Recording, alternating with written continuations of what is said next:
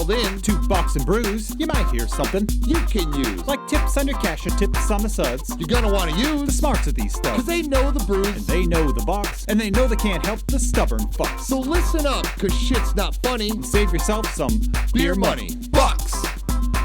and brews. Bucks and Bucks And brews. brews. Bucks and Brews.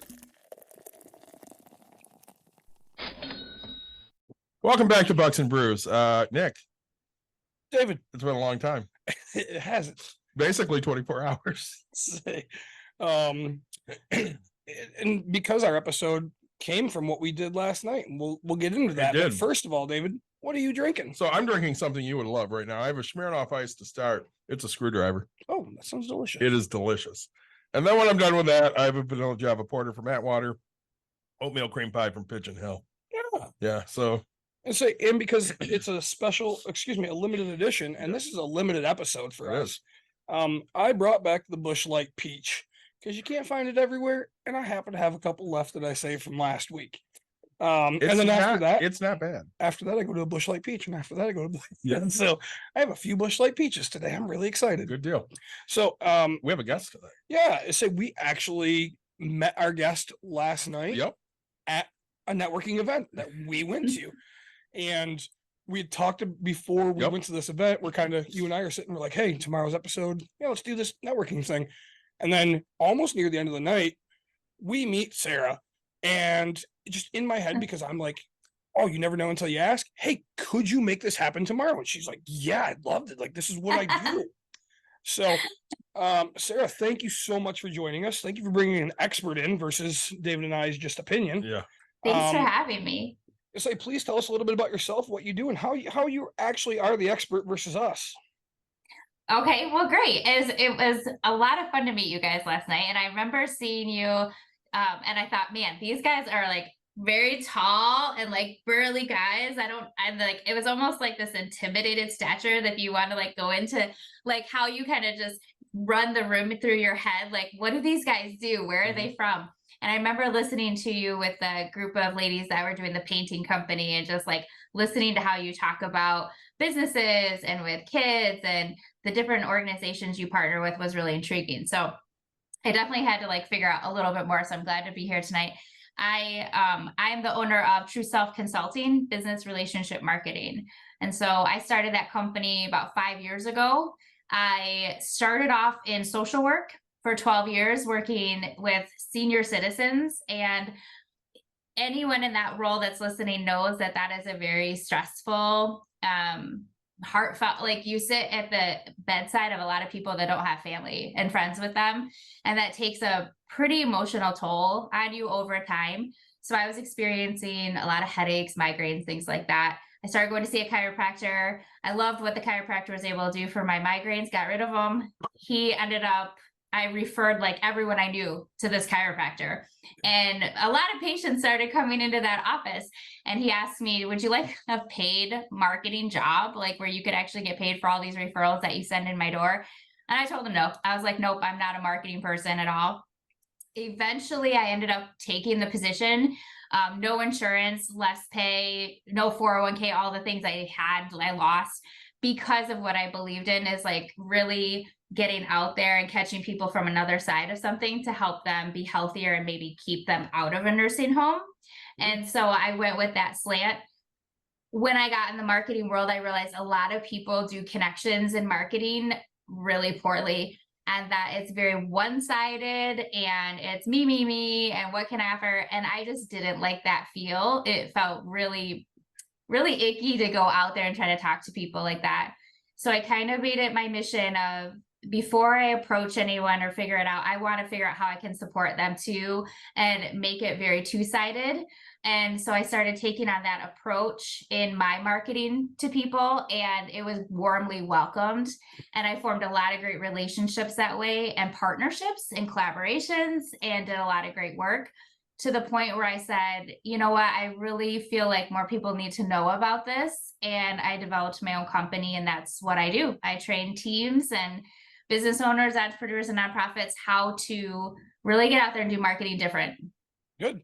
and say that, when you do it the right way, you can have so much success, right? Yes. I don't share this tip, but one of the biggest things that you hit on that I absolutely love is, that's how I buy a lot of real estate is I walk into a transaction of what can I do for you?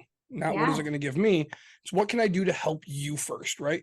Hey, Mhm. even if I don't buy the real estate, I always like, oh, hey, well, we have a roof. Tell you what, I have a roofer. I have this. I have anything I can do to help you because I know that it'll come back around eventually, right? And when you Right. walk into a situation so much not thinking about it as me first, you're gonna be Mhm. you'll find that you'll be so much more successful. But Yeah. on the other hand, there is a problem with doing it too much. Mhm. I had a friend call me out. I go to a bunch of networking events. She's like, "Man, you always just talk to these new people. You give so much advice. You never ask for something you need." He goes, "Man, you got to start doing that." I was like, "All right, I'll take a look." But so I really appreciate the fact Yeah. that you came from that side of things, and you're like, "Hey, what can I, What can we don't do? like it?" Yeah. Yeah. Going to one, a person that's me. This is what I'm doing. This I'm throwing this. I'm doing this. This is all about me. This is never a good thing. It's that law of reciprocity, right? What goes around comes around. Do unto others, and I feel like when you put those good things out, it's just that law that good things come back, and people really do appreciate and feel that, like right off out of the gate, they know if you're for the common of everybody's support or for yourself. It's general. Sure. So let's say we mentioned that we met at a networking event. Yes. I know that this is David's wife's second ever event. Yeah. Um, She's held now 2 events at Break Room Therapy yep, to just bring in, local business people to kind of just show what they do. Yeah. And you came to the first one. I did. I was at softball practice. Yeah, I came to the tail end, and you thought it went well. yeah. For Um, a first one, yeah. very much so. And last night, I will start with this. You and I both noticed a glaring Female presence. well, yeah, there were no guys. It was me and you. Well, And one other guy showed up for like 2 seconds and bailed. and bailed, right? It's And, like, uh-oh. yeah, and it was kind of weird because like we as guys, right? We head nodded because I witnessed him walk through the door. I was like, hey, Sure. another guy. And then by the time I was done talking to the person, he had literally there. Yeah, he was already gone. He didn't even make it to the rooms that were set up. And I was just like, oh man, what at that moment, what could we have done to change? Well, my wife made a point of like maybe he walked in and seen a bunch of pride stuff all over the place and it's not his thing. And I was Possibly. like, that's a good point. I didn't even think about that because that's not how my brain works. Well, and you and I, we talked about it last night because you throw it out there right away. You're an extrovert. I'm an introvert. Yeah. I don't want to talk to people. Yep. Which is why it's great when you're there because you can just talk to them and I can just add in if I need to add shit in. Yeah. Right. Otherwise, I can just stand there and do absolutely nothing because I don't want to talk to people. Yeah. So It's shocking that we do a podcast together. Isn't it? it's Hey, so- that's probably why it works, It right? probably is. so usually is, yeah. So what do you think of last night's event and what was good, what was bad? What do you think could be changed? So I was not sure what to expect. And I love that this is her second time doing this. And I love that she did it in her space because it brings people right inside and allows them the opportunity to really get the firsthand opportunity to walk around and see what she does and how that's the best way to do a networking event is in your current space where you can show people exactly what you do and how you do it so that they're instantly intrigued and want to learn more and be a part of the whole scene.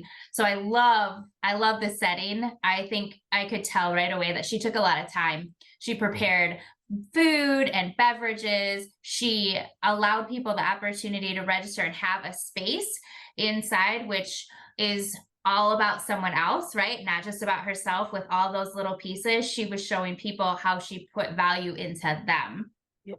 And I think to the outside person, that shows so much respect just from the get-go. I loved that. So for me personally, networking, I'm an extrovert as well, as you can tell. So I love being around people and spending time with people. But there's a part of networking that's extremely draining. And the part of that is just you're going from one person to the next person to the next person. And you just feel like sometimes there's not time to breathe in between and process.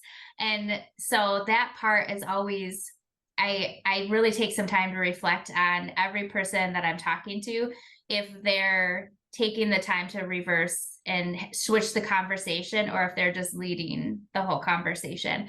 And I think there was a little mix of both in the room. I think you guys probably saw that too. There was people there that it was for them to talk about why they were there and what they were doing, and often didn't ask the other person in the room. Even when we were just walking by and didn't have a booth, we were still there to network, right? Yep. But not everyone took the time to say, well, what do you do? Tell me about your stuff, you know? Yep. So I think that's a great learning opportunity that can come into play, where, you know, you just letting people know, hey, this is a two-sided event. So when you're coming into network, make sure that you're at, like, you know, here's some tips when you're coming into this event to network, make sure you take the time to ask about that other person next to you, you know, those kind of things. But I think, go ahead. No, sorry. And if I can make a point to that. So Yeah. the reason why it's kind of important, and what I found is, let's say, so most of my networking events are real estate focused. And so like, there's a lot of times where I walk in and I'm like, man, today, for an example, I just need a plumber. I need a plumber. I need a plumber. And I'm like only focused on trying to find, hey, do you know a plumber? Do you know a plumber? And, but you know, I've probably talked to a bunch of people and it's like, oh man, you're a wholesaler, which is a person that will sell me a house off market, just for people that are listening. And it's like, I've now built this big portfolio. Like I have so many people, because you never know when you can connect the right person with the right person. I used to get made fun of when I worked in Gentex, because I mean, I literally just knew everybody, right? They're like, oh, you know a guy with a bounce house. I was like, yeah, I have a friend that owns an entertainment company. Like I just know a bunch of people. And they're like, oh, you just know it. And I was like, yeah, I can set up an entire party literally from 3 text messages. I get the same thing in softball. They're like, you have somebody for everything, don't you? Yeah. Yeah. And that's a good thing to Because have. I need somebody for everything. So that, and you know, so sometimes you forget that you might not need it right now, but you might need it later down the road, right? And so that's why it's good to ask people, what do you do? And Yes. you know, hey, you might not need us as a podcast right now because you're not thinking about that, but like then you're getting big and you're like, man, how do I get myself out there? Oh, hey, I met these podcast guys. I wonder if I can reach out to them. Right.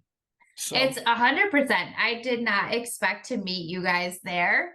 And just hearing you talk to someone else intrigued me to want to come up and ask you a little bit more later. So it's those different conversations. And I would say, you know, there was the 2 boards, right? When you walk through, the one of how did you feel before you came in to break room therapy, and how did you feel when you left? I think that's a really great way that Dawn could capitalize too, just to follow up with people, is how did you feel before you came in, and how did you feel when you left? Did you feel like you made some great connections? You know, did you feel intimidated and scared or nervous and just like alone when you came in? And did you feel like you made some great friendships and had some great connections when you left the room? Because what that does is it helps people like hold on to that value a little bit more and say, okay, that was purposeful. I need to do more of that. It's just like that reminder of what you just did. yeah. And you know, I think that would be an awesome, I mean, that's a great little feedback of, hey, like, did I get what I wanted out of this? If not, you know, what can I do? The girl that brought the salads. Yeah. She had said that she doesn't do a lot of that, and you know, she needs to get out and do more of it. And I remember when she was leaving, Dawn asked her, and she's like, yeah, I think it was really good. And Dawn basically said to her, hey, good job getting out of your comfort zone, because I know this is kind of not your wheelhouse, and you were willing to go and do it. And that's a huge step for some people. Yeah. Yes. You know, and there's one lady who's a bookkeeper, right? And she's very timid, and it's fine. I'm fine with that. But like, I gave her a great lead, and I know that my people are, I'm just going to say it, they're shitty. They're horrible at follow up there, but I also know their life and what they're at right now. And I was like, she's like, oh, I put a proposal out and they haven't responded. And I was like, did you follow up? Well, no, I gave them a proposal. And I was like, but did you ask them where they're at? Like, and so I because of who I am, I just was like, hey, hold on, I'm gonna throw a text. Jeremy, where the hell are you with this, man? Dude, like, you know, we're in crunch zone. I'm gonna reach out to her by the end of the month, or you know, the beginning of next month. And I was like, great, awesome. I was like, see, all you had, like, because I lead by example. And I'm like, all you have to do is Yeah. make sure you follow up with them. Cause like Jeremy's good at responding. And I told you Sean's not going to be. And she's like, yeah. And I was like, you're new at this. Like you need, like, this is where the number one biggest key is follow up. Like Yes. call and follow up like all the time. It's so much easier Yeah. nowadays than it was when I was growing up. No. Because you can text somebody, you can email them. It's so non-confrontational. Yep. Like Right. back in my day, you either showed up at their door or you called them on the phone. Right. And I don't make phone calls. So I was screwed. Yeah. But you know what? You just spoke to something that I think is really important. And I talk about a lot with my side of clients is that these things are not often taught, and they're just the things that you have to learn through. So when you're learning how to connect and network and build relationships, you kind of have to just follow and look around what other people are doing. Unless you really take time to learn, it's not a skill that's taught in school. Nobody spends time on marketing, networking, building relationships 101. It's something that unfortunately people watch people do it. And a lot of people watch people do it the wrong way and then adopt that methodology for their connecting. And it's just this spiral of no, don't do that. Or like you said, it just takes a follow-up. Just think outside the box of what you've always seen and what a human would do. What would you just naturally think to tell someone else to do is, well, did you follow up? But we're we're so stuck in what we think we know sometimes that we just follow those patterns. Yeah. So this works every time. This is the way I do it. And I don't need to or want to change. And it's always really hard for me when it's a new business owner. And I always consider myself new, and I've been in business for 13 years. There's always people with more knowledge. There's always people that have been there. They've done something different. And so when you're that person, I'm like, look, I'm not going to tell you how to run your business. I'm just going to give you some of the best advice you're ever going to get. You just don't realize it. Right. You realize that comes from a coach's mentality. Very much. Okay. Because you and I, we both coach. Yeah. And we know this works. Yep. But maybe whatever you're doing also works. Yep. So I'm not going to make you conform to myself. I'm going to say, hey, what you're doing works. Great. Awesome. Yeah. If it doesn't, then you're going to do what I tell you to do. Yep. And so that's cool. Yeah. I really think that'd be a good idea for Dawn to have sticky notes or something that she could put on different boards of hey, this is what I'm here for. And this is what I'm looking for. Yeah. And I think for, for the people at that event, it's really about creating that experience, right? It's how can a vendor, if you're at a trade show or an event, how do you show up and in a very short amount of time, how do you connect with someone? How do you build trust with them? How do you promote? How do you all these things that have to happen in such a short time frame for someone to actually want to take next steps and do business with you? Because that's really that assess phase, right? Everyone that walks in the door is assessing the room. They're assessing the environment. They're assessing the vendors. And you have such a short time frame to get them to admit that they want to move forward with you. Yep. And when you bring that point of, hey, you walk in, you assess the room. Yeah. So it's a fact that within 3 seconds of seeing somebody, you're judging them. It's a natural state that happens in your mind. As you said, tall, big, burly guys, I don't know what to expect. So it's one reason why I'm an extrovert is because I know that people are actually intimidated to come up to me. So I'm going to come up to you and I'm going to show you who I really am. And sometimes it's too much for people, but I say, oh, they great. Yeah. Oh man, you're easy to talk to. I mean, I hope so. Yeah. Right? Mm-hmm. So, well, I mean, we talk about that with all our financial stuff too. I mean, outside of the financial world, we are very competitive. Very. But when it comes to the financial world, this is the only place where we celebrate everyone's wins. That's true. Yeah. On a softball field, I hate everyone. I want to beat you. We're competing. Yep. But if you come to me and say, hey, I just paid off this credit card. I owed $10,000 on it. It only took me 6 months. Yep. I am the happiest person in the world. And I didn't do anything. Yeah. The lady last night. Yeah. The lady last night talking about her debt. And she's like, yeah, I don't have any debt anymore. And we're like, great. That's awesome. We're excited for her. And and then we get into the next level of are you doing this? Well, no. Great. This is where this is where we think you need to Well, get and she's to." talking about her kids, and we're like, Yeah. well, have your kids done this? And she's like, no. Well, they need to do this. Yes. Yeah. So, Wins are huge. And when you think about for that event, especially for the vendors or for Dawn, what were those wins? I mean, the wins were pretty simple, especially since there was no fee to participate as a vendor. It was free, first one to register, fill up the slots and it's yours. So the return on investment was easy, right? You just talk to people, make some connections, and you've met some sort of return on investment there with relationships. Yep. But when you think of those wins, it's a hard one for people sometimes to overcome the fears of standing there, especially like we talked a little bit last night about overcoming objections. Yep. And when you get those questions and those hard things that you have to, again, navigate in a short amount of time and be able to get people into that admit phase.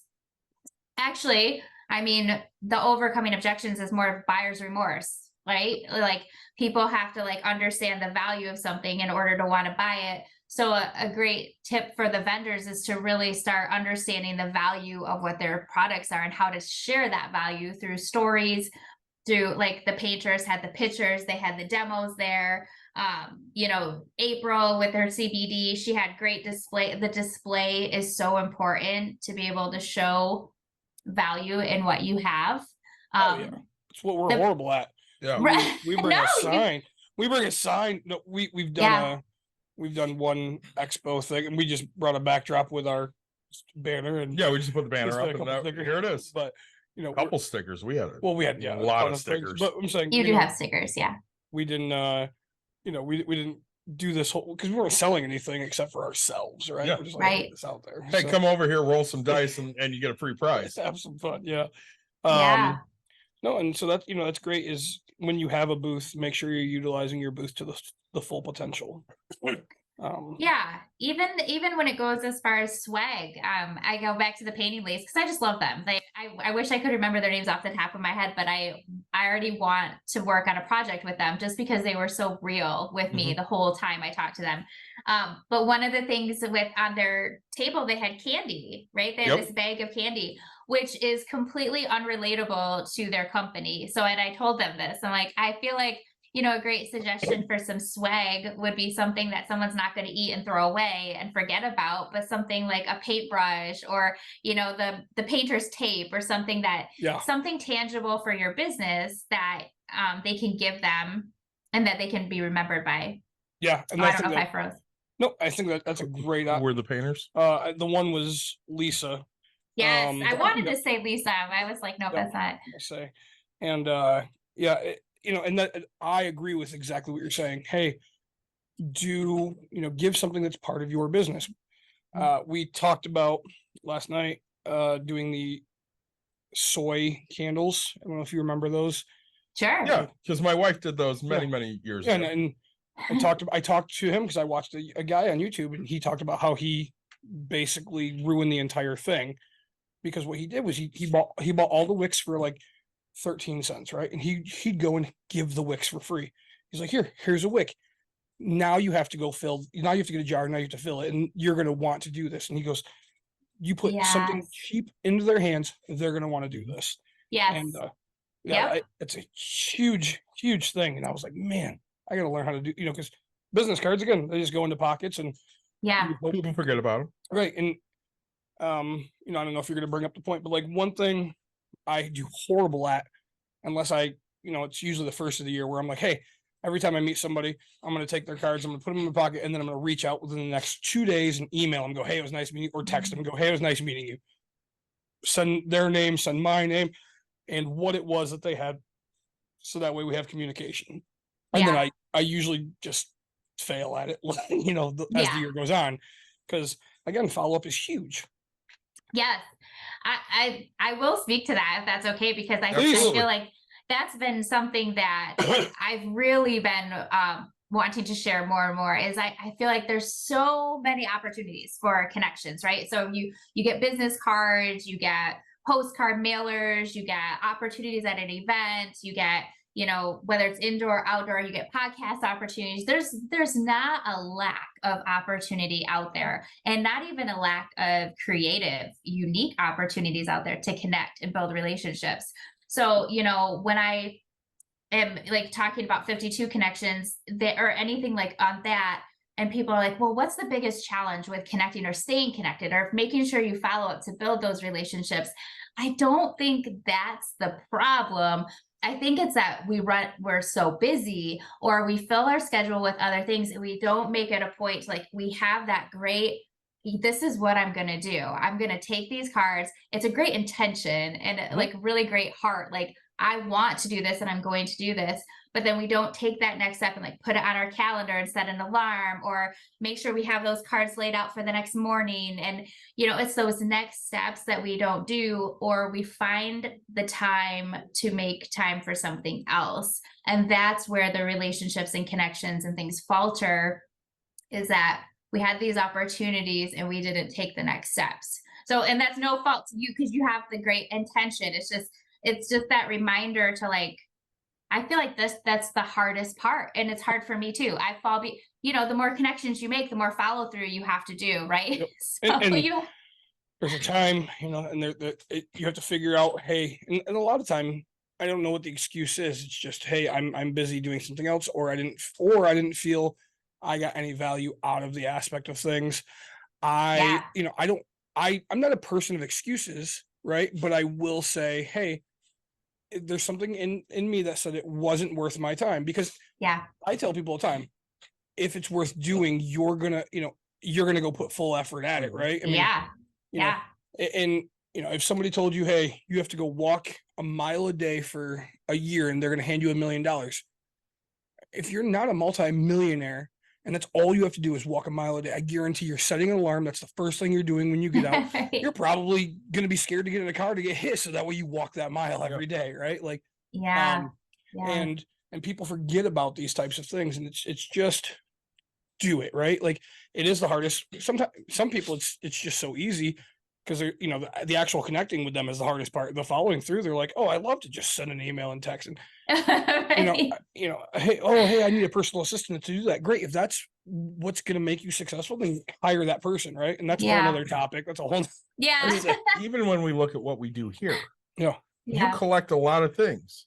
Very much. And then do what? Hand it to you. Absolutely. Because I know that you're going to follow through. Right. Like, I'm going to ask right on the spot. If she said no, there's a really limited chance that I'm actually going to remember. Yeah, you're never getting back a hold of her. Right. If she was like, hey, I can do it in 2 weeks, I'm gonna be like, great, I'm so glad you can do it in 2 weeks. And then she would have to hit me up and go, hey, are we still on for this 2 weeks? No, you would sit there and hand it to me and go, hey, are we gonna have Sarah on in 2 weeks? And I'd be like, yeah, I got it covered. We're good. Yeah, and say, but like, although, you know, and I know that I just won't do that, right?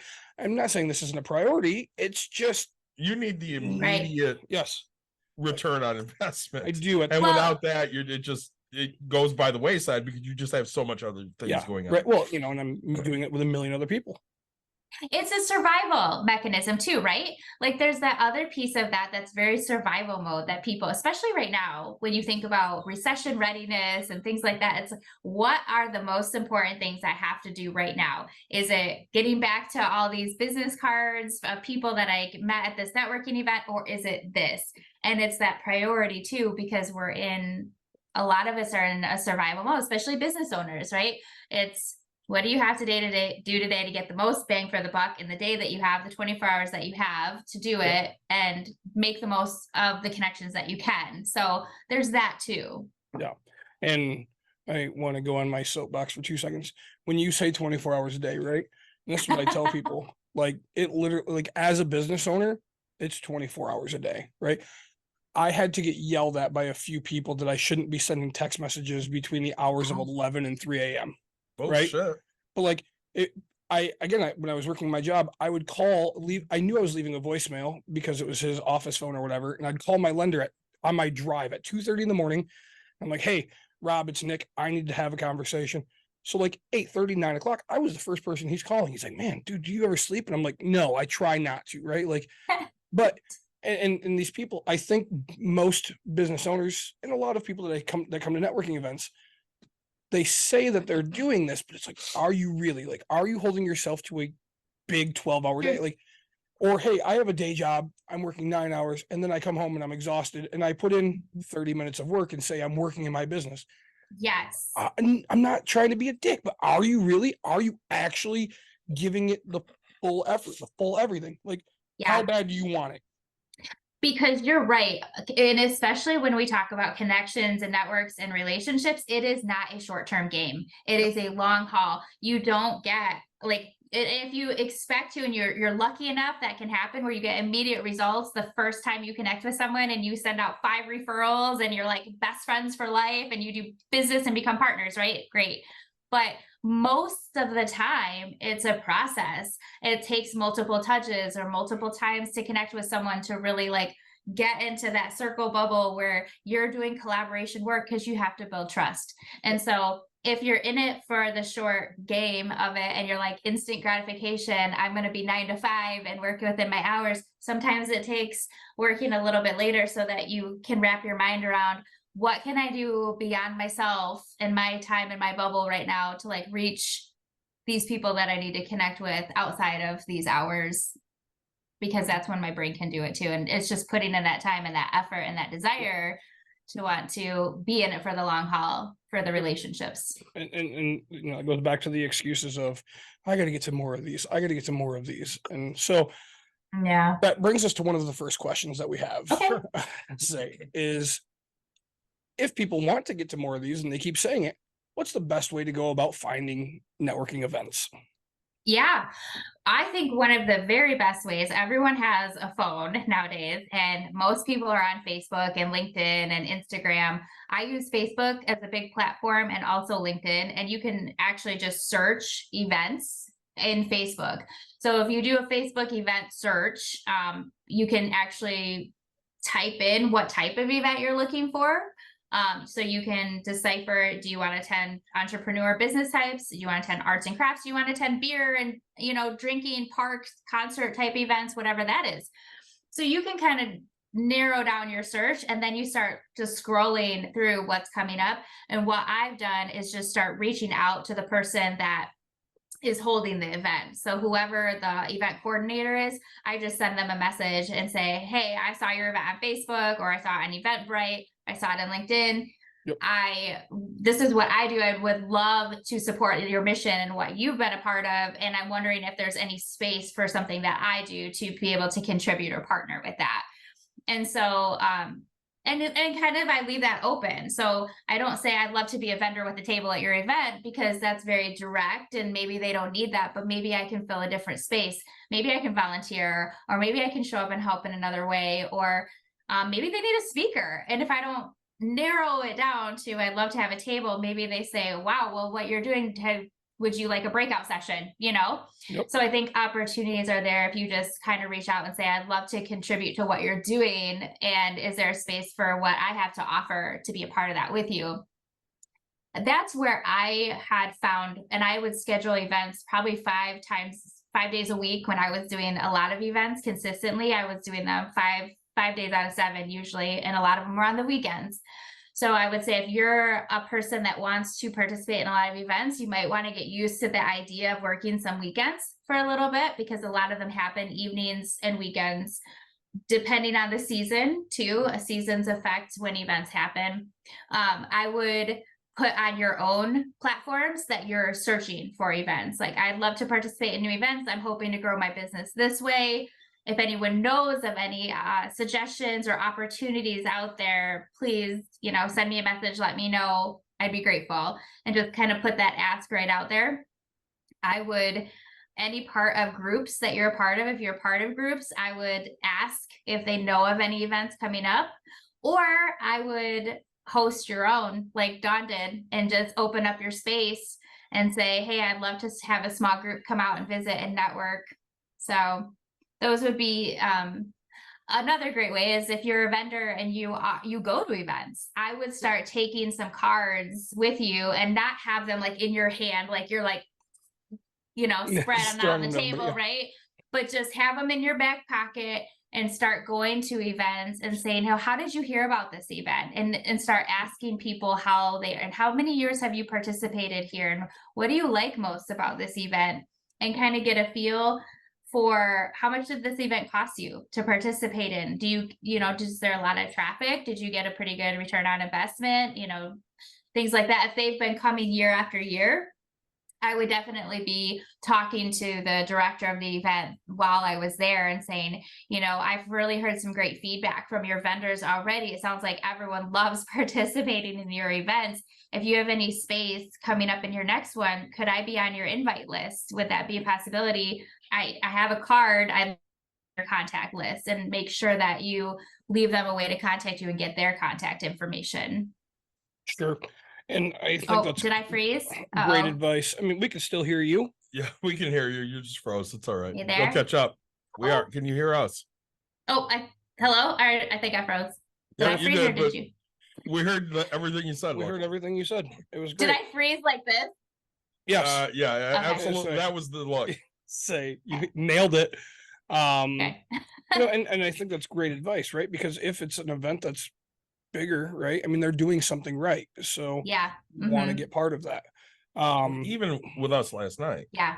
we didn't go and pitch, hey, we do a podcast. Yeah. Every room we went into, every person we went up to, hey, what do you do? What do you do? It's always my first question. And mind you, we're looking Yeah. for content, which is one of the reasons we're like, hey, what do you do? Yep. But at the same time, we also like to know. Yep. And and then I used to make the joke of people are like, oh, I don't know how to open it up. And I was like, you always just start out with how much does a polar bear weigh? Enough to break the ice. Hi, I'm Nick, right? Like, but really, like, it's just, hey, what do you tell me about you? Because most people love to talk about themselves. Yeah, absolutely, right? they do. Say. Yeah. And so you'll get that. And then at sometimes it will reciprocate. Oh, hey, what do you guys do? Oh, okay, great. This is exactly it. Mhm. So Yeah. Yeah. So let's see, I'm gonna spitfire a few questions your way. See if we can hit these. All right. How do I go? We actually just asked it. How do I go about attracting business meetups and groups to my restaurant? Oh, okay. So that's a great question. And I've worked with some coffee shops and restaurants that have done this as well. So you can have after hours meetups, opportunities like that, or I guess I'd wonder if they were doing it during business hours or after business hours. But what I would start, your audience that you currently work with that comes into your restaurant or coffee shop, whatever it may be, if it's restaurant, the audience that comes in every single day is your warmest people. Like they're already your customers that love you and trust you. I would start with them as your promoters. I would start with probably just having conversations with everyone, putting some little something by the register or behind you, some flyers up if you have a deli case or some displays for food, put them up in the bathrooms. I would have QR codes on them that people can just scan in a hurry when they're checking out and paying, that learn about our after hours meetup or come visit us for some networking time. They can scan the QR code right there. It takes them right to the event where they can sign up. I would start having people instantly that they know that they're friends with that are going to come. I'd start having them instantly start signing up for the event and then sharing it with their friends. And maybe another great thing to do is offer a giveaway. So have something that they can, like a gift certificate or something that they can offer to say, get registered by this date for the event and to be entered to win this prize. And have some sort of offer there, and then have a door prize, for everyone that shows up in the door, you're also entered here. So have some sort of registration opportunity and have some sort of in the door kind of opportunity for them to all. People love free things, and to get them there, whatever you need to do to get them there is always great. And even if they can if they're part of a chamber of commerce, the chamber will allow them to share on their website, on the chamber website. So that's any memberships that they're already paying for a subscription for should allow them to share. I would have them put that on their Facebook page, on any social platforms, having them ask. I've encouraged them to have a contest, in order to win this prize or whatever, some sort of thing, like, share, comment on this post, and that way it gets more traction and traffic that way. So I would do some of those kinds of things, utilize the audience that they have first and foremost, and the ones that are like, heck yeah, I'll support you. And just asking their customers, hey, we really want to have this event. Can you share this with as many people as you can? And those kinds of things. Mhm. Yeah, I think that's huge. Let's say my next question. Well, Alright, can I say one more thing with that one too? Please do. Just one more tip with that would be, if they did host the event, however many people there are in the room, I would say to get a group photo. And that's one thing I would say for Dawn's event too. If she did it, I don't know if they did that at the end, but even at the beginning, get a group photo before people take off and leave. Because as people see people there, like, we are those kinds of creatures, right? Where we're like, we have this FOMO and we're like, oh, that looked like a fun event. Man, I'm bummed I missed that. That was so cool. I wish I would have known. And then we start to look for it again. So I would share in the events I would be posting very frequently what's happening. Oh, we had so and so many people register. Oh, we're super excited about this. Don't forget to get entered for your giveaway, whatever. And then at the end, make sure they thank everyone for coming, show some after pictures, share their next event, already have a date in mind to do it again. I think that's absolutely huge. Yeah, Yeah.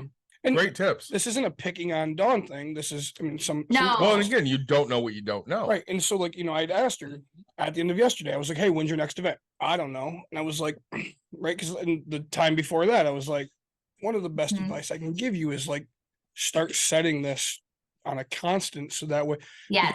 bring consistency. People, you're know a little bit of this because you run Yeah. the event. I do. I say, I've run multiple for different groups, and Perfect. we have one where it's set every second Monday of the month, no change, right? It's at 6 p.m. every month. Yeah. And, I'm part of a magic club, right? And that's every fourth Monday of the month. So Yeah. you're saying the first or third Monday of the month. I say, well, and that's another question I'm going to ask is, Yeah. do you think that there should be a specific, like, so you're saying, hey, schedule another event. Do you think to pick the same day and time every time? Do you think to change dates? I know of an event, and it's actually, so Dawn was interviewed by these people who host a Thursday morning breakfast, and it's been going for years, and there's 2 or 3 people that show up, and that's all it's ever showed up, really, for like this long of time. So Yeah. like, how do I change that? How do I get, so they're doing something wrong in theory. So what is your suggestion on that? Yeah. So a couple different things. One, seasons affect when people can come to an event, and then your audience also affects when they can get there. So if you're, in Dawn's case, you guys mentioned it's a lot of women, right? And so are they moms? Do they have kids? They're sporting. Is it, in the fall, there's so many sport things going on that it's really hard to pick those times. And then in the summer, you got kids getting out of school in June. And so I think timing is important to think about what season you're going into to plan your next event, whether it's every month or 3 months. What's the next month coming up? If it's in the winter, you're more likely to be able to do some of those evening and weekends things because people are like, whatever. They don't have all the sports and crazy schedules unless, you're into those kinds of sports and things. Yep. But and then if they're parents or if they're business owners, earlier and lunchtime, right? You got to get your early morning before business hours start, and you got to get your lunchtime people. So I think it just depends on those couple of things. But I do think also gauging with your audience. So maybe for like the next event that Dawn does, for example, maybe she picks the next time just based on the biggest success she's had. She's had 2. She told me at her first one, she had about 30 participants. I don't know how many she had at this one, but kind of deciding, okay, the first one had 30, this one had this many. What day of the week was this one? What day and time? Picking that. I'm going to do it again on this time for my next one. Let the audience know. But I would also be asking everyone in the room what that time worked, and then everyone that like registered and didn't show up, or that, because she now has an email list, right? She has all these invitations, and however many invitations to people that she sent out that didn't show up, I'd start kind of surveying them too and say, we had a really awesome event. I'd love for you guys to be able to participate next time. I noticed you could make it. I'm bummed that I missed you. I wish you could make it out. What would be a better time for you?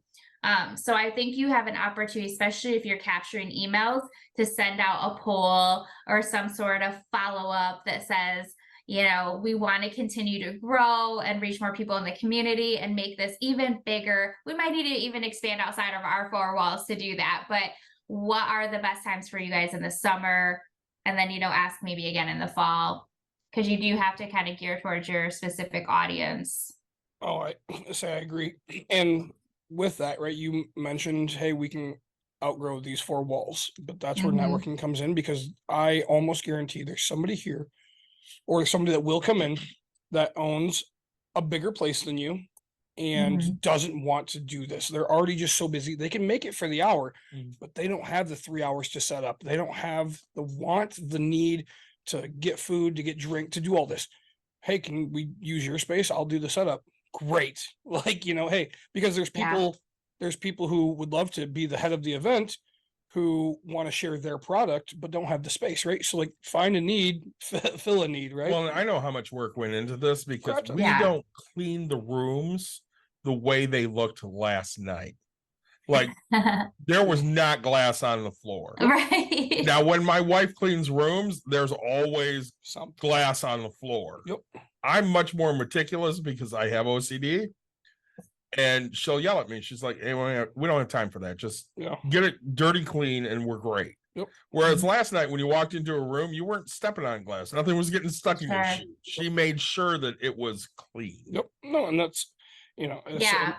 Well, here's the other thing too, real quick to note on that. I think for Dawn, or for anyone listening that is thinking, when is the perfect time? I think you also have to consider, what's the purpose of your event? If you want to get bigger, why? Why do you want to get bigger? Do you want to reach more people? Because I think for Dawn, she has a special niche where she can bring people into a space. But if you go much bigger, do you lose opportunities for people to really have a unique opportunity to connect? Does it get too busy? Do they not get to see her space? Is the goal to like network and grow break room therapy? Or is it just to grow other people's business outside of break room therapy? So I think that has to be assessed for everyone as well. Do you want to stay small, and intimate with people? Or do you want to get really big? And what's that goal look like and why? And I think that you hit it right on the head, right? And I think that in Dawn's case, she needs to figure out what it's exactly for. Because, hey, if you get to 100 people and there's somebody who is, who has 100 employees or whatever, and they're like, man, we can comfortably fit it. Or they get in there like, hey, we just can't comfortably fit 100 employees in here. Right. But then Dawn can go, well, hey, you know what? We do this many blocks and actually have rotations, and you could do it this way. She could sell herself at that point, right? And it's like, hey, you have business owners, and if you're gearing towards come let your business have de-stress, or if you're just, hey, my business is out here, come do it. And exactly what you said. You're good at this. Say it's thank you for a living. So my other question, all right, so this is a personal Nick question. So I go to a bunch of real estate meetups, or I go to meetups. Yeah. And I'm not getting the results I want. What can I do to change that? Okay, so it's definitely, they could be dependent on something. So when people are not getting the results that they want, first we step back and say, okay, well, what are the results you're hoping for? Obviously, are you hoping to walk out with a bunch of business cards? Are you hoping that you meet one amazing person that you can sit down and have coffee with and collaborate on some cool business ideas with? Like, what's the return on investment should be, I feel like, the first thing that you think about. Not that that's your primary focus, but that when you leave the event, you can say, you know what, mission accomplished. And maybe it's just simple. You start small. I'd like to meet one person that really understands what I'm trying to do. I really understand what they're trying to do. And I walk out of the room like, that was so worth my time. I'm so glad I sacrificed, whatever it is over here for this hour and a half, 2 hours to be there, because that's how I walked out of last night. You know, it was an hour drive for me to get there. It was already the end of my day. And I'm like, you know, I just want to see what this is. I've never seen break room therapy. I want to support Dawn. That was my goal. Support Dawn, see break room therapy, so that I can share with 52 Connections for her too. But I walked out with a much broader feeling. And that should be kind of, what do you want to walk away from feeling? I go with that. I want to walk away feeling accomplished, like that was worth my time and value. So if you're not getting those results, then there's a couple of things you need to think about. Are you going in with a pitch? Are you going in to sell? Are you just going in talking about yourself? Are you working the room with a bunch of leads? Because I think there's a very big mindset shift there. If you come into a room and everyone in the room is a lead for you, or a potential lead, they're not a connection then. And so I think you need to walk into the room with a connection mindset of, stop calling me a lead. I'm not a lead. I don't want to be called a lead. You don't want to be called, I want to be called a connection. You know, I want, and sometimes, you know, we get into, I don't know if you guys notice this, I've noticed this, and I call people out. Like, I'll be like, hey, I'm over here, because people can be talking to someone and they're looking behind you at the person that's walking past to see if they missed an opportunity while you were talking, or they're reading the name tag, you know? Yep. And I think those are the first things that I would assess is what's your goal for when you leave the room, what's happening in the room. And I often do observations. Like, I'll sometimes, in part of my training, I'll go out with the person kind of arm in arm and take them to a networking event, and I will leave them and just kind of watch and see what's happening. How's your body language? Are you reading other people's body language? When people step away from you with one foot, then they're telling you that they're trying to make an exit. Yep. You know, when they lean into you, they're intrigued and they want to learn more. When, you know, when they cross their arms, they're like kind of like unsure. When they're wide open, they're wide open. So it's understanding how to read your room and read the body language of the person that you're talking to too. So I would ask, you know, let's role play some body language. Let's have a conversation, and I want you to show me how you present in a room. Like, what would something be that you talk about and share if we were at a networking event together? And then as you do that, I would kind of say, okay, have you tried, you know, assessing that you do this, or that you're looking left and right, or did you know that you twirl your hair a lot, and that might be a signal of boredom when you're just nervous, you know, things like that. So I think it's taking a step back and looking at what's happening, and if you're in there to fish or if you're in there to make friends, you know. So. Well, and that's, you know, you make a great point of the friends, right? That's one thing I actually have a struggle with, because I've been going to this for 6 years, and it, you know, I miss one a year kind of a thing. Like, it's a pretty consistent where I end up just going to talk to friends and forget that I'm supposed to be actually networking and going to these new people and introducing myself. And so there's times where it's just like, man, I'm at the end of my day, the same as you. And I almost forget that I'm there, because I'm like, man, I just really want to catch up with this person because we haven't talked in forever, but that's not the time and the place to do it. You know, and then we talked about it. Like, I tend to, and sometimes you have to have somebody that watches you, right? And that's great. Because I had a buddy that was constantly, you know, he'd be like, look, you just constantly or you're giving advice you're never asking for it. And I was like, man, I never even, because it didn't bother me, right? And the funny thing is, now that he pointed it out, I get so annoyed because I end up still doing it. And I'm like, man, I'm here for a mission. Dang it, get out of my way. Like, I don't want, it's not that I don't want to talk to you. It's like, come get me after I'm done with the one task I have to do. I'm so straight focused. Like, well, I mean, I get that. Even with what we do, I mean, you know, we've done some networking things. We've we went to Donut Beer Fest. Yep.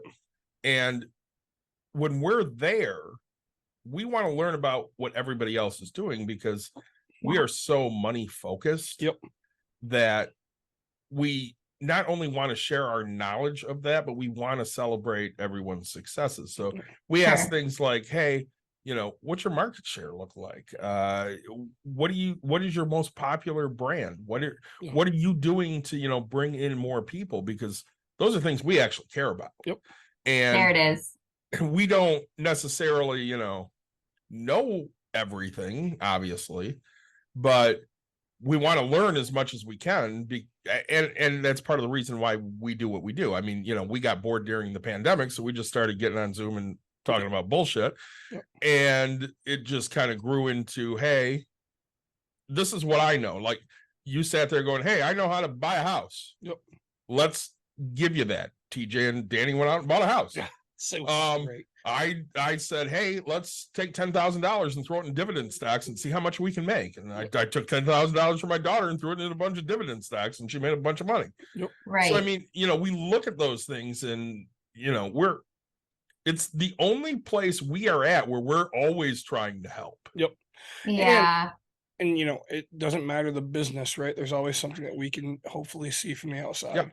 Yep. One of the things I used to share with a lot of people, oh, hey, I did it at Start Garden when Mhm. Dawn was in, Yeah. and I'm like, hey, what are you looking for? Oh, funding. And then when you tell people that you're funding, their whole everything changes, and it just becomes not them. And I'm like, all right, I'm out. I can't support you because Yeah. you're just looking for the easy way out. You're not looking to grind and tell me what you're going to do with my money and what my return. You forgot about me. Like, I literally have the money. Tell me what the hell I'm getting first. Tell me what you're offering me. I'm kind of out, right? Like, and so I stopped telling people that I have money, and then eventually, if we've built a good enough relationship, I'll go, hey, are you looking for a partner? Are you looking to grow? Like, what do you want to grow? What do you want to do? And so I put it in different Yes. ways, and I'm like, man, Yeah. I have 25K. Like, this is what I'm interested in. I want 2 points, 11%, and I want it for 6 months, a year, whatever it is. Mhm. And they're like, really? Yeah, great. Like, you keep grinding. I'll give you a Yeah. little bit, but I'm not going to hand you, well, I really need a truck, and if I could just get that. And I'm like, no, you're way out in left field. You're wrong. You're thinking about it completely different. Again, think about it as what can you, at that point, what can you give me? Because you need me Mhm. more than I need you. There's a million lending deals out Oh there. yeah. Yeah, I think you just spoke to two things that I thought about as far as like calling things out, right? And how you do that and being really authentic in that and just saying exactly what it is that you're there for. You had mentioned that you care about those things, right? And so I think when you're having a conversation with people and you're like, because results are different for everybody. What do you want as far as results? If your results are having a good connection and a good feeling, like I mentioned, that's great. If your result is, I need some sales, like I need to bring in some money, and you're terrible at putting yourself out there, right? And asking for a sale or putting your product out there for someone to buy because either you're nervous about how that's going to sound salesy, or Mhm. you just feel like you're thinking too much for them and about them that you just forget to say it. I think having a way that you can bring that into the conversation where you care is super important. So when you're having those conversations, you're like, man, I don't want to say like, I have this podcast and I want to do this or want to do that. When they're talking to you and you're listening to them, you can bring what you do really easily into that by saying, you know what, that is really cool that you do that. I love that because I care about this too. And that's why I do this. And that really aligns with my way of thinking too. So I'm really glad that you just said that and that we get to talk about that. So that's a way that you can just kind of bring what you do right into the conversation while acknowledging that you heard them and that you care mutually about what's happening. I just wrote down the word practice, right? Going to Yeah. more of these. Your first one's probably not going to be the greatest, right? I mean, and maybe you nail it, but then every time you go, you're supposed to get better. There's times where you have a low, right? Because you've done it for 6 years and you forget sometimes to refocus on it. But Yeah. pull yourself back and say, hey, what am I here? And it took me another friend, because he's really about like this 20-hour work week type thing.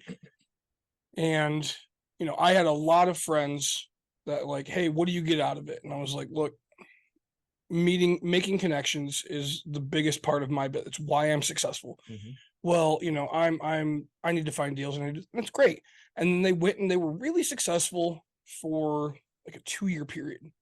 And then they hit this like boom. And now it's funny because I talk to them and they're like, man, relationship building, that's where you need to be in, you know, whether it's Yeah. your bank, whether it's this, whether it's your contractor. And I'm like, I know I tried to explain this to you, right?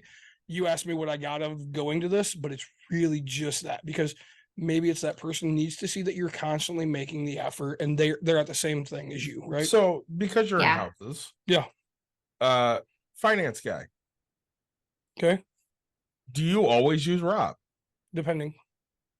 But So my answer is no. Like if your answer is no. right. You don't always use Rob. Right. But you know Rob. Yep. And you recommend Rob. Yep. You sent me Rob. Mhm. We did an episode with Rob. We did, yeah. But he's not always going to get the deal for you. Correct. But you have that connection. And you know, hey, if I need to bounce something off somebody, even if I'm not going to use him, he's going to give me an honest answer. Yep. He's going to tell me what he can do. And that's what it is. You're building that relationship so that, you know, he knows he's not necessarily going to help you on every deal. Oh, he doesn't help me on any deals, but I still run a crap ton by him. All the time. Say, But he also knows he's going to get referrals from you. I've made him I bought him a lake house. Yeah, exactly. He'll tell you. Because when somebody goes, hey, Nick, Mhm. I need somebody that can help finance this mortgage. Mhm. Hey, call Rob Delator. And it's making those connections is Mhm. huge. I think too that those connections that you have can also be very helpful for you if you're new at networking events.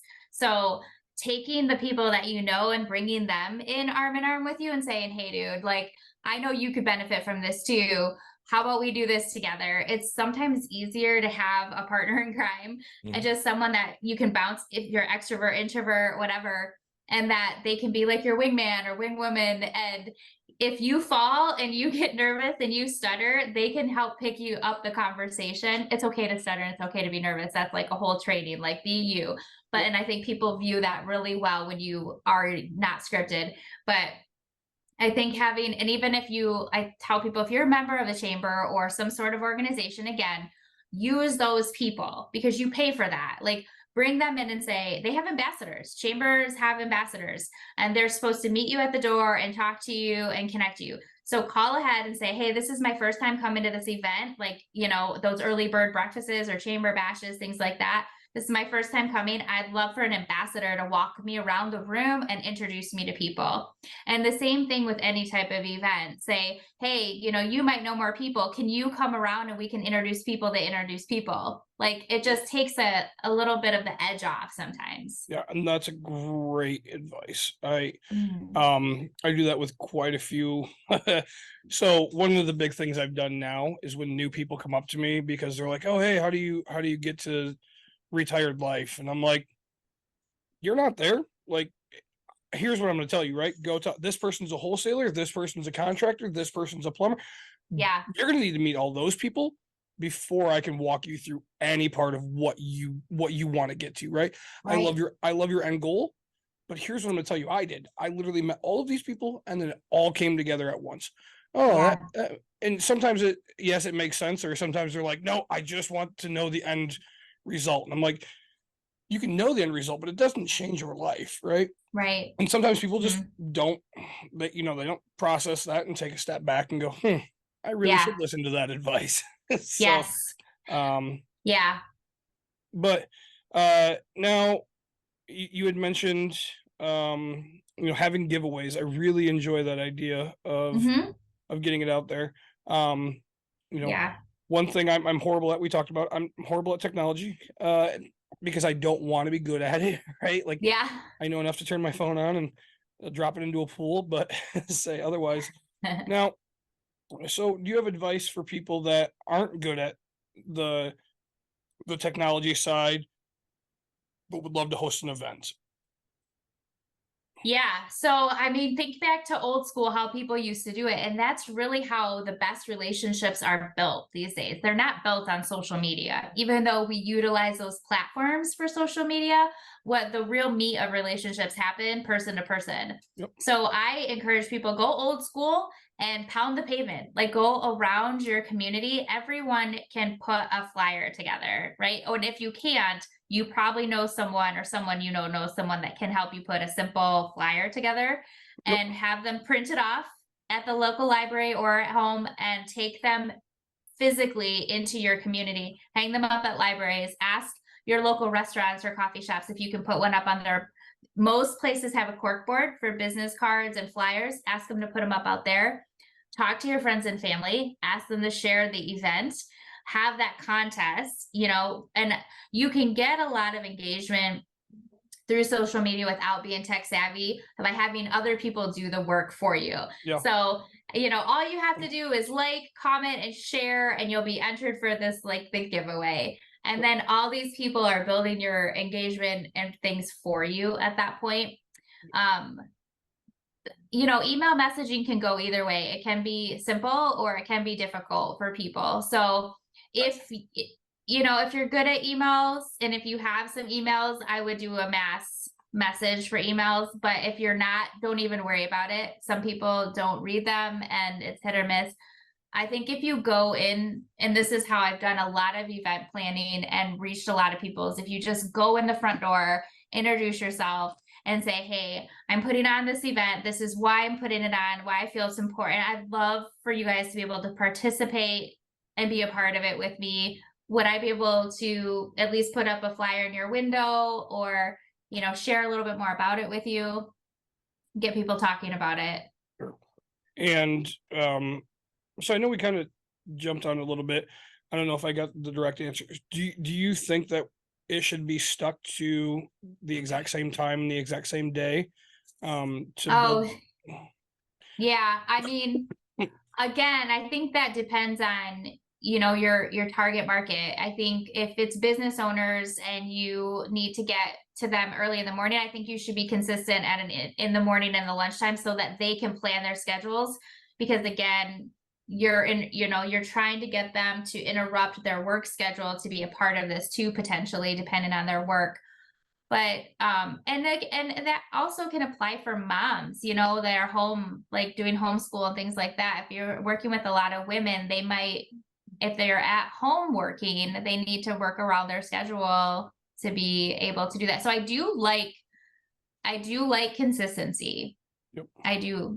But also being aware that your consistency might be for 3 months, you know, consistent for 3 months. And when that change of season comes, if things interfere seasonally, you might have to shift that around or gauge it by just asking the group. So, but I think people like consistency and being able to plan ahead. Yeah. And you know, what I found when I started ours, you know, the few is doing consistency and doing exactly what you said. Hey, what did I have for engagement? When did it happen? Are people willing to come out at this day and this time? Yeah. Well, all right. Hey, they can do one-offs because they're like, hey, and so we get a random group. And then there's times where we'll switch it from a Thursday to a Wednesday. And, you know, we listen to it. And one of the biggest things I do is just listen to people. Oh man, you know, it'd be so much easier if you did one on the northeast side. Well, do you know a place? I'll host it over there. Hey, do you know, great. If not, we'll, you know, because I have one that's consistent at the exact same spot, the exact same time. I have one that we bounce from different breweries or restaurants and stuff like that. Yeah. Great. If you know of a place, man, we're always more than willing, because I want to make that connection as well. I'll walk up and say, this is what we do. We bring 100 people and here we go. Yeah. Well, another thing I just thought of too, as you were talking with people that are putting a vendor event together, again, having people do the work for you goes a really big, long way. So if you're going to just host an event with participants coming in, you know, it can be a little trickier to get people to attend for a workshop versus if it's a vendor event, you've also got all your vendors. Mm-hmm. So if you're looking at having a vendor event, mapping out how many vendors you're going to have and coming up with maybe a vendor fee, depending if you're renting out a hall or something and you need to pay for that, having a vendor fee, but then also offering a discount, like, you know, 5% or 10% off your booth fee if you share this event out on your social media platforms by this date, and really get that push going so that you can see it circulating. I don't want to call the person out, but I think what you said there was a huge key, because it's really hard sometimes to ask people for money because you're scared that you won't get vendors. But one thing we noticed last night was there happened to be a room that nobody was in. Why? Because that person didn't actually commit to their spot because they had nothing, they had no skin in the game. That's what I tell them. You always have to have somebody to have skin in the game, right? I don't care if you charge these vendors $5 Yes, for their table, right? Like, hey, I agree. commit to me because you're out nothing except for now they think about, man, I want to get my $5 worth or my $10 worth. Even Right. if you handed them, even if your vendor, like for Dawn, for an example, even if, and what I'm a huge fan of, and one thing I think I'll give her free advice. So let me keep going with my first thought, but like the $10, right? Every vendor should be able to take that $10 and get a gift card for it if that's what you want to do. Don't tell them they're getting it type thing, but here's your money back if that's what you feel you're going to do. But one thing I Yeah. think Dawn needs to do is everybody that attends these things, they should be getting some type of a card in their hand. Thank you so much for attending the event. Here's Mhm. 5, 10, whatever percentage off Right. for break room therapy. Now you've given them a business card, you've given them a Mhm. reason to come back. That's Yes. not a networking Yes. event. And so because as the business, you lose money. In theory, Yep. you lose money, right? She got nothing out of it. She bought all the food, drinks, Yeah. and so No. here I need to recoup that. But Yeah. if that's not what your want is, but you're hosting it for a reason, figure out what that reason is. But really, everybody should walk out, and you should make it as a celebration or Yeah. celebration thing, right? Like, hey, everybody, you get 10% off just for being here. Woo! Thanks so much. Right. Like, Yep. and to me, Exactly. that's I love absolutely it. huge. Yes. Um, 100% she should be doing that. Yep. I agree. It's her time. It's the time. It's I mean, even if she had sponsors, she could get a sponsor. One of those vendors could sponsor the drinks, one of them could sponsor the food, one of them could sponsor, a gift certificate, a prize, whatever. But having them commit to something is huge. yeah. And I love it. Well, and that's I say if you took all 5 vendors that she has or whatever, hey, $10, we're giving away a $50 gift. Your booth is going towards a gift card, so I'm not officially Yep. making money off you, but Yep. we're giving that one gift card away Mhm. to a person that shows up. And Yep. I think that's absolutely, to me, it's one thing that we do when we go to all these like random places Yeah. is hey, we're gonna bring in people that are gonna eat and drink. You're gonna get this great, and then hey, yep, we're giving you a gift card Yep. just for bringing the I have a mug club at one of my places because I brought in a huge, they're like, you're covered, you're a mug club member for life, and I was like, great. Yeah. So That's it wasn't great. expected, but I made off that deal. Well, yeah, Yeah. you're not going to turn it down. Never. So I love that place. But That's great. yeah, and so I think and that goes with everybody. So we talked about the bookkeeper, right? If you offer a thing, have a promo while you're there. Hey, for Yep. attending this event, you get 10% off my Yep. services for the first little bit. You get a free consultation. I don't give a shit what it is. Again, you said people love Right. free. People love Yes. free, They do. right? I love free. Right. So Yeah. great.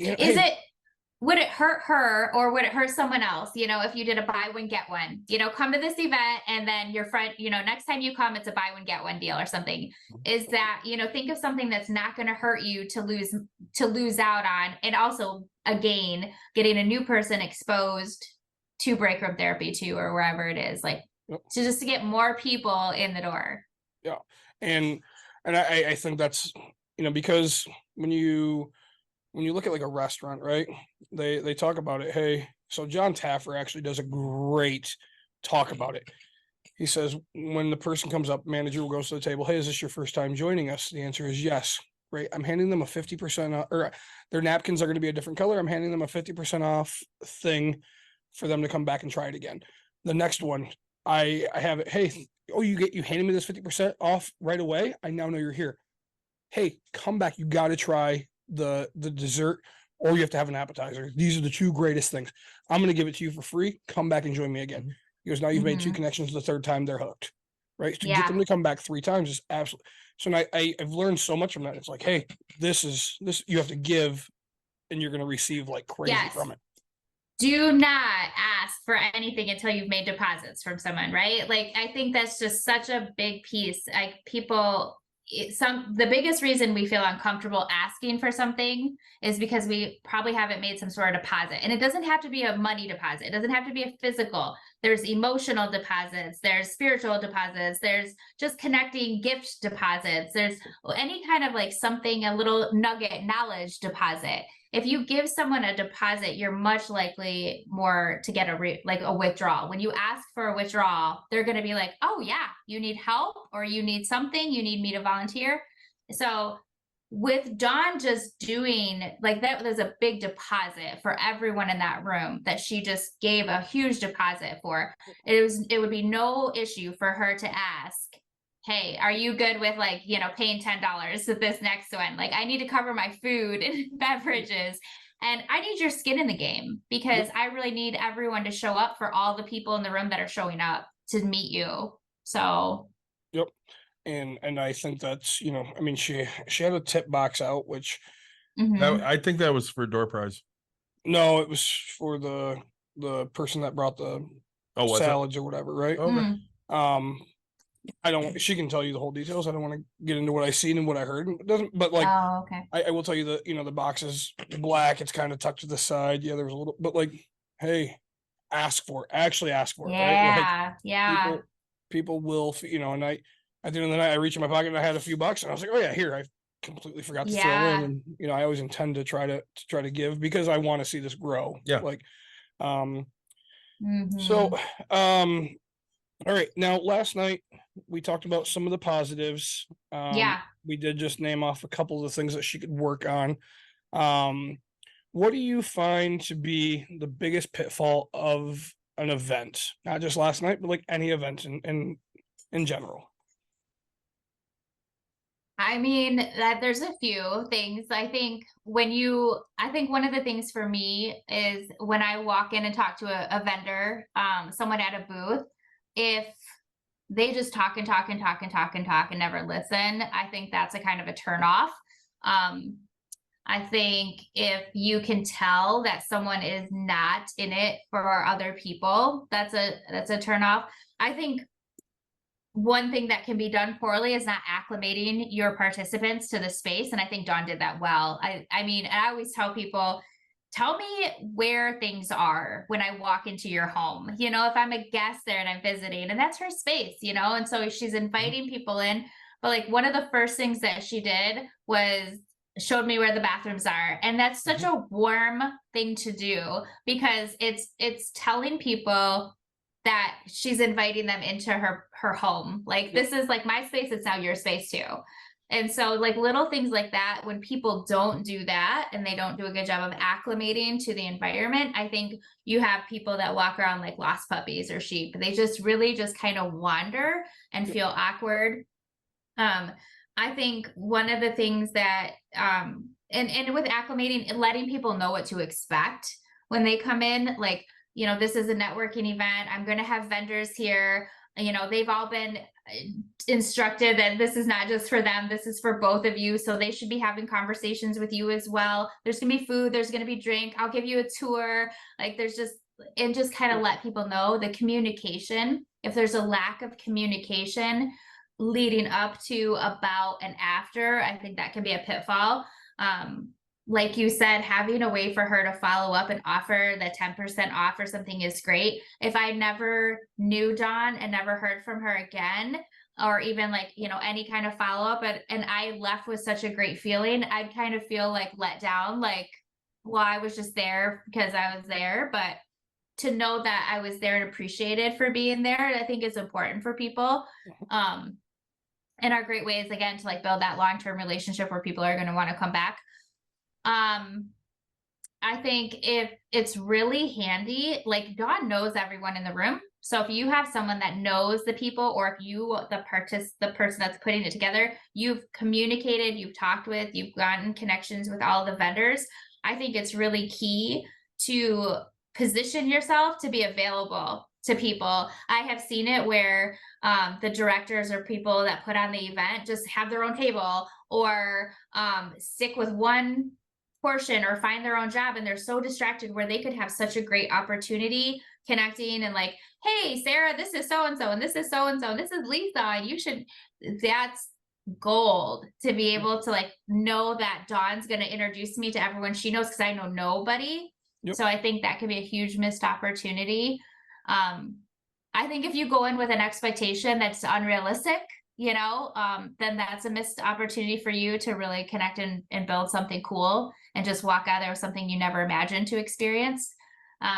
If you go in there only to hand out business cards, I've seen that too. I've seen people just have a stack of cards in their hands, like I did the dealing them out. I think that is horrible.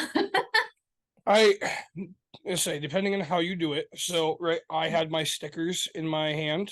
Oh, you didn't do it that way though. No, Yeah. I don't. And the only reason I don't necessarily keep them in my pocket, I sweat like crazy. And Oh, I don't yeah. want to. I don't want to They hand stick. them wet, soggy something. So like, I kind of keep them out so that way they're at least I'm handing Yeah. you something dry. You know, I say David seen me pull out some stickers. I don't even know where the heck they went. Well, stickers are a little different Oh. too than business Yes. cards. Well, but still, like my Yes. business cards, like again, I pulled these out and like look at them. If I pulled these out, like they're all just wavy and stuff, and so I want to hand you a fresh, crisp business card. Yeah. Like I want, you know, I mean, there's people that do studies, and oh, you have to get this millimeter of. Anyway, I specifically don't, or I put it in my wallet and then have to pull my wallet out every time and Yeah. pull out one business card and go here. I No. don't bring business cards to an event on purpose anymore. So that I have to give them my contact information, like, you know, just let me get your number and then put it's right in the phone, because otherwise the business cards get thrown away. Of course. Oh, I know they do. Right. I mean, or they Yeah. get or if you're a hoarder like me, there's a stack on your bookshelf. And how many times do you look at those and go, who is this person again? Say, Yeah. well, it's, you know, that's exactly. I didn't even know. I realized I met these people. Yeah. You know. Yeah. But I do. You know, Dawn is fantastic at welcoming. Right. Yes. She rushes when the door rings. Hey, there's drinks. This is where we do this. You and I You were walk- sitting up there. Yeah. And like one poor lady came in, Yeah. and we're sitting there bitching about coaching. Yeah. And Dawn had just taken somebody to the back. So she's sitting up there with us for 45 seconds. Yeah. And then all three of us start bitching about coaching. Let's see. And Dawn comes up and she's like, what the hell did I walk into? Yeah. But it was only 45 seconds of her waiting. Yep. But it's you know, and she got entertained by, and then we ended up Yeah. talking to her. But no, she does. She's very welcoming in that sense of things. Yeah. You know, and we, you know, you had mentioned, hey, directors, you know, they set themselves into a spot, and you know, I've seen it where they don't know how to exit, right, as a director. Mhm. So they're in this Mhm. conversation. It's like there's people that are there to meet you because you put it on, and they're like, hey, I want to do this. So you have to learn how to get Yeah. yourself out of these situations and say, hey, I Right. have to go to the, it's not that I'll love your contact. Let's connect. Let's do this. I'm really big I on person to agree. person. I do Yeah. a lot of lunches, Yeah. So, and I will tell you too that one of the biggest mistakes that I see it with vendors is that they position themselves behind their table. Yep. Yeah. Push your table back and stand to the side or in front of it so that you can be the introduction. There's nothing in between, because if you're putting something in between you, it's just you're guarding off. Like, and to me, it's very different. Dawn, to describe our networking event last night, there's 5 rooms. They have doors that you actually have to walk into. yeah. So not just that, like, yeah, they have a picture window, but you have to get enticed to get in there, right? Yes. We did a table at Comic-Con, Mhm. and how many people walked by? A bunch. But the amount of people, when you just say hello, yeah. they'll, like, as long as you're taking that first, hey, how's it going? They walk up because now you're friendly, right? Now Yes. you're inviting. Hey, come on in. Hey, come here real quick. You know, hey, let me Yeah. show you what I got. You know, all you have to do is make that connection in some way. Otherwise, people Yeah. just, because they'll just look and go, and I do it at craft fairs all the time.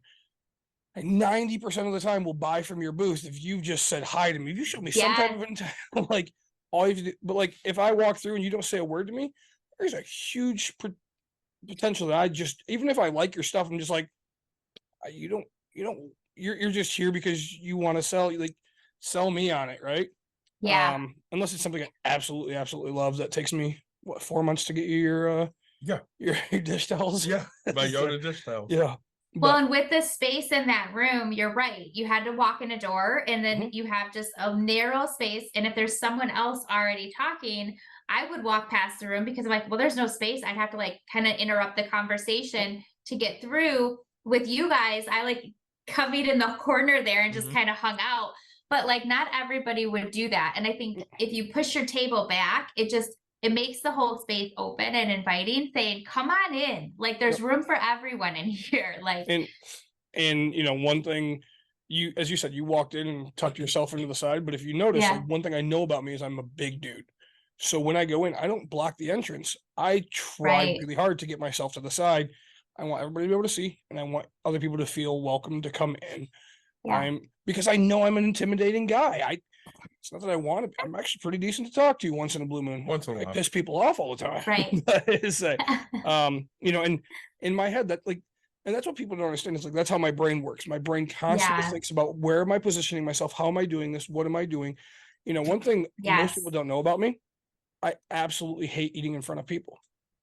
Right. It's okay. It's a weird thing. So like, I'll eat in front of David because I've known him for way too long, and we laugh about the amount of cupcake that falls in my beer. But we did do that last night. Like the first thing I did was put my pop into room 1 because nobody was in there. Yep. I grabbed my chicken, and David's like, I got to find a place to sit down. And I was like, great, you and me are up front, dude. We're mounted. I don't want. It's just a thing that's for me. But I'm very socially always aware of what my surroundings going on, who's where, how they're going to be, where I need to be. Am I not blocking anybody? Because I don't want anybody to feel uncomfortable having to get around, kind of a thing. So and speaking to that is, don't be on your phone, right? Like, oh my goodness, put your phone down, put it away, because even if you're empty space and people are not in your room, they will see you on your phone and just walk right by because you're busy. So, you know, and I want to give another quick advice to people, if I can. Know your business. Know where you're at, know what you're doing. Because, you know, we talked about before coming on air, there's not a single thing I'm going to ask you that you're not going to know. And if there is, like, you should probably work on that, you know, like, you know, I asked a few questions to some people last night. Where are you at? What do you want to do? Well, I kind of want to, no. Like, what do you, this is what I do. This is where I'm at. This is where I want to get to, right? Like, these need to be known, right? Because I can't know how to help you. And the problem is there's people like me who want to help you. I can't help you if you don't know what you need help with, right? So if you tell me, hey, I'm here, I'm stuck, great. Have you thought, and I'll run a million ideas, but like, oh, you know, well, and my kid's still in school, so you know, next year I'll take care of this. So you're just hobbying for now. Yeah. You're not a business, you're a hobby, right? It's a totally different thing. Well, you know, Dawn was cleaning floors today. Yep. And I'm at practice. I'm talking to my catcher because she works for us. And I said, yeah, you should have saw the first space we had. We thought it was great. And I told her how the floors were, you know, it was the carpet squares that were flipped upside down, and she had duct tape on them to keep them down, and the glass would get underneath, and it just tore everything up, and it was just a huge freaking mess. Yeah. And I capped it with, you know, we didn't know what we didn't know. You know, it was the first time trying to do it. We have no idea what we're doing. It's all trial and error. And the first 2 years, that's what it was. Hey, this works, this doesn't. So that when she went and built this location, she knew, hey, I need a different type of floor. This floor does not work. So she got those, you know, interlocking gym floors. Great. Rooms need to be bigger. I need this. I need that. Whatever it was. Because when you walk into something and you've never done it before, you're going to make a lot of mistakes. Oh, heck yeah. And there's nothing wrong with that. You learn a lot from your mistakes. You do. And then you figure out how to do it better the next time. Somebody said that yesterday. They're like, yeah, I used to be afraid of doing things. And then I'm like, screw it. If I'm afraid, I'm just going to do it right now. And I know when I'm doing it right now, I'm going to screw up. And that's fine, because the next time I'll do a little bit better. That's right. I say the only time you fail is when you fail to learn, right? Yeah. You know, some might cost you some money, but you'll learn. And so now you don't show up with business cards because you want instant, and that's, you know, when I first went to meetups, I didn't have business cards because I didn't know people did this thing. And then, you know, after the first however many, people were like, oh, I need this information. And I was like, I'll just go get some business cards made up. Yeah. And it does okay when you present them right and you make that real connection with like, hey, this is how you can. And now I barely carry them, and I carry them at certain functions because it's like, hey, I know it's only going to be a random here and there. But otherwise, I'm just like you. I want it in my Yeah. phone. I'm texting you right then. Hey, Jeremy, this is Nick. It was awesome to meet you. And I Yeah. actually usually I say it out loud while I'm texting it to them, and I go, "You're going to read the exact same thing I just read," and they're like, Yeah. "Ha." And I know they get home and they go, "Damn, I remember him saying that." Right? But it's like, to me, it's a great thing because now they've laughed because he goes, "Dang, he really did say the exact same thing." Yes.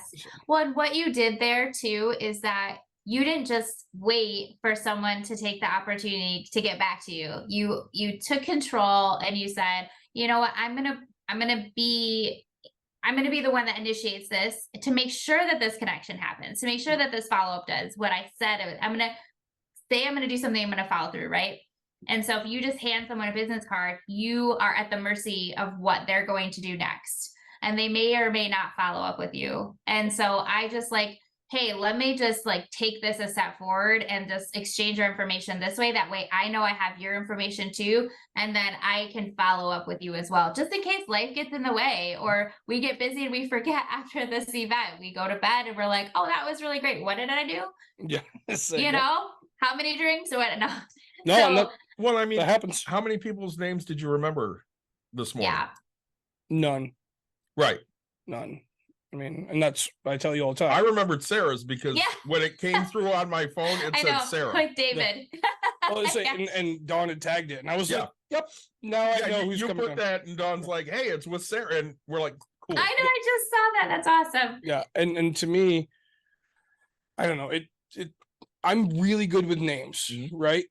If it's something that is important, Sarah, it's not that you're not important. It's again, Bucks and Brews is my hobby. It's not my main priority and focus. Yeah, we're not making a bunch of money here. Now, so. now that we've met and we talked, I'll probably never forget your name, right? And every time I Right. see you, hey Sarah, there it is. But like again, David's my first connection.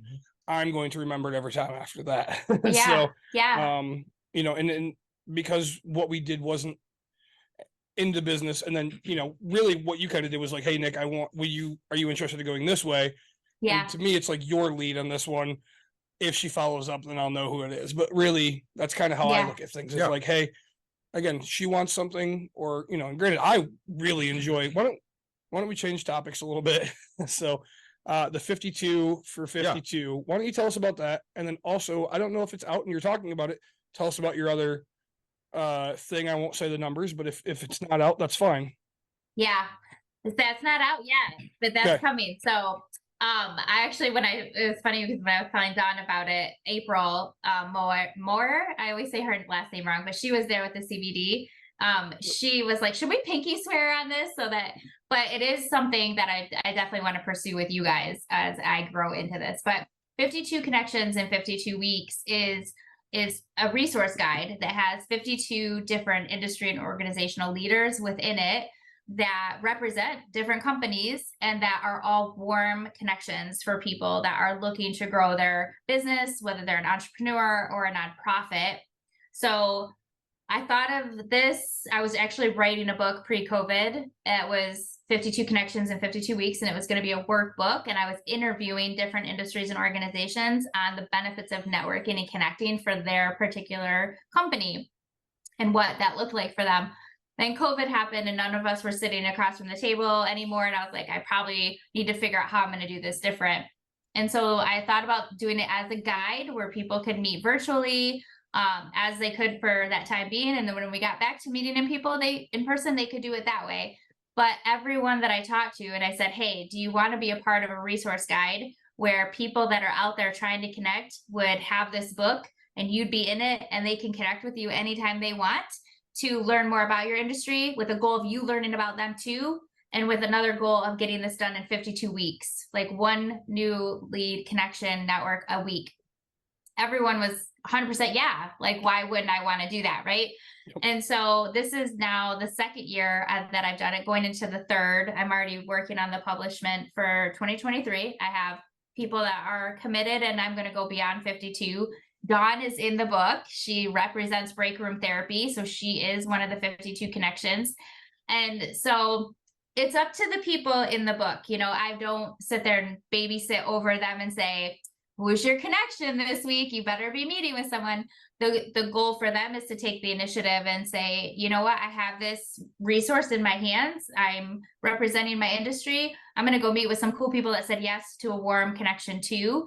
And it's simple. You just send an email, send a text, send a phone call, whatever, and say, hey, I'm part of 52 Connections. I'd love to meet with you. And the answer is always yes. So let's connect. So Yeah. it takes the nervousness, I think, off of cold calls and, you know, things like that, where you know that you have, you know, I try to explain it like if you walked into a new school and you walk into the lunchroom and you don't know where to sit and you're looking around, like 52 hands shoot up in the air and it's like, right here, Yeah. bro, like come sit here. So 52 people in your corner is what it is. So No, that's great. And I Yeah. say, I think it's gonna. I'd like to see the results from year 1 and 2 and see how the people have commented. So I think you should put out a book on if it's working and what Ooh. you've gotten out of it. I tell that Kind of like Dawn's board, like how did Yeah. you feel before, before and 52 after. Connections? How did you Yeah. feel after? Yes. right. What And- she did there is inspiring for sure. Yeah, I think it's great. And then, where can people find your book? Is it an ebook? Is it a paperback, a hardcover? It's a digital book, and so it can be printed right off your computer, or it can be worked on digitally on your computer. You can find it on my website at trueselfbrm.com. And you go there, right on the front of the screen, there's a button you click that says 52 new connections today. Pop that link and it leads you right to the page where you can purchase it and put it in your car. It's $52 for 52 connections. So Perfect. And yeah.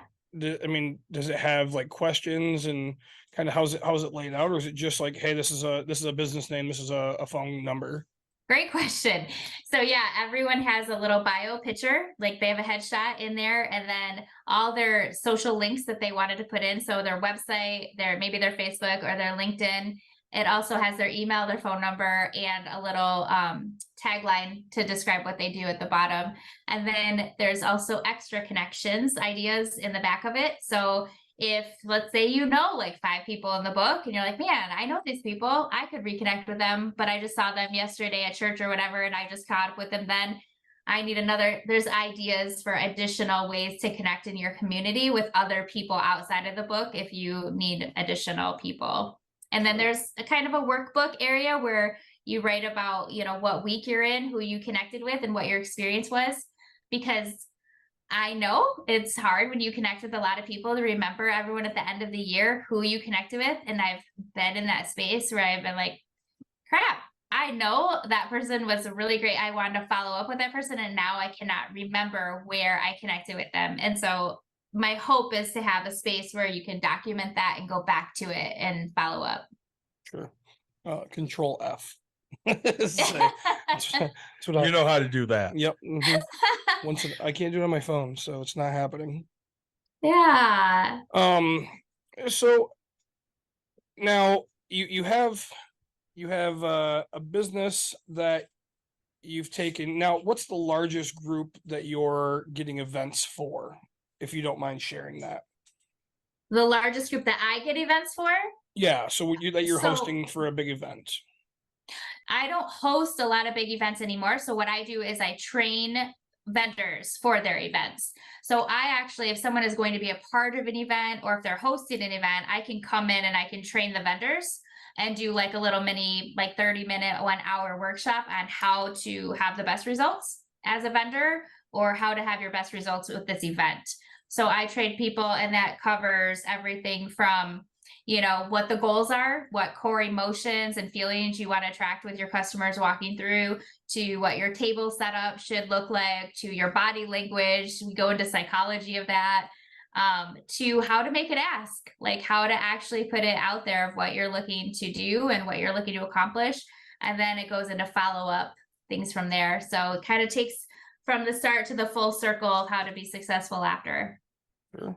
Let's say, and So you're doing it all the way from helping host this big thing, getting it all together, Yes. all the way Yeah. down to just one table with one Yeah. or one person with a table to teach them how to actually market themselves and or Yes. network and stuff like that. Okay, so Yeah, I train teams. People have me come, realtors, even massage therapists, chiropractors. They have me come in and train their teams. If they're doing event marketing, then there's someone that I would work with. Any type of, I also do like lunch and learn training and B2B marketing training, where I actually just come in and talk with the team and say, here's some great ways to do this. As a consultant, it's more like a direct, like you guys mentioned before, like sometimes with coaching, you can kind of get to like, how does this make you feel? And what do you think about that? Whereas a consultant, I come in and say, have you tried this? Because I really think if you shift this way, you'd have a really great result versus here.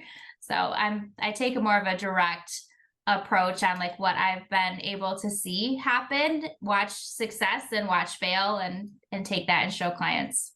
sure.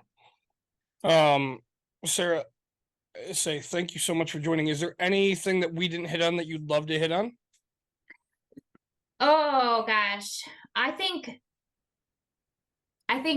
for anyone that is like going to be part of an event, I think that one of the most important things that you can think about is the, you know, as a vendor, the experience that you're sharing with people. And I think that, you know, for me, it's core values, but there's also core emotions. And I think that when you're going into an event, really having a clear idea of the experience that you want to leave your participants with. And if you're planning an event, what is that experience you want people to walk away with?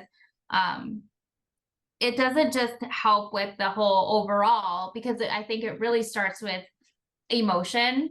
So you know, finding a problem that people are having and that the solution that you're helping them solve is really, I think, where you connect with people first, and that emotion where they can like say, oh, I understand that, like that is my problem, that hits home for me, and you can be a part of that solution. There are like 8 phases that every single customer, vendor, participant, client, donor, anything that's they are going to go through from start to finish. And it starts with that assess phase, moves to the admit phase, becomes the affirm phase where you have to get them to buy something, moves into an accomplished phase, an acclimating phase, an adopt phase where they become an advocate for you.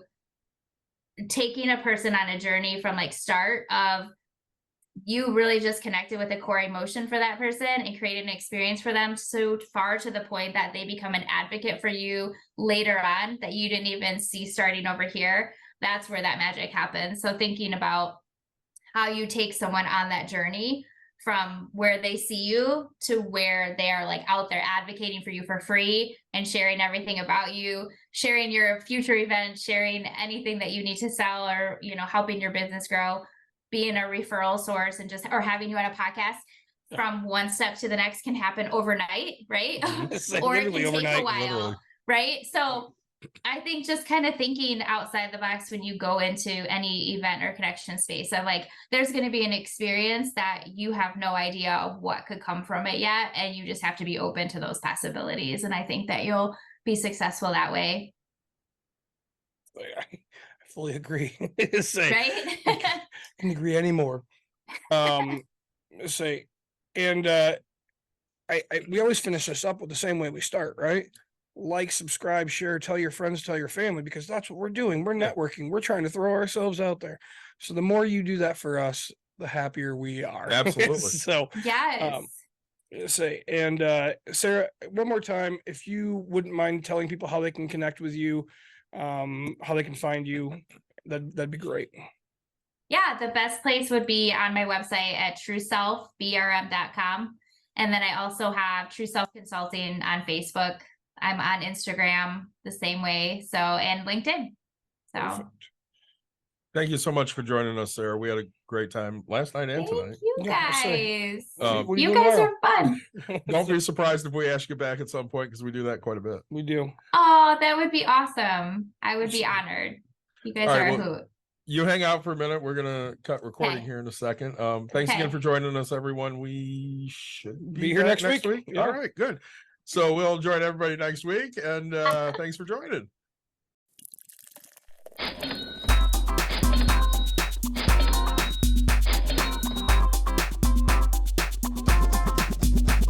You've dialed in. To Bucks and Brews, you might hear something You can use. like tips on your cash or tips on the suds. You're gonna want to The use. smarts of these Cause stuff. they know the And brews. they know the Bucks, and they know they can't help the stubborn fucks. So listen up, cause shit's not funny. Save yourself some Beer money. Bucks. and brews. Bucks and Bucks Brews. and brews. Brews. Bucks and Brews.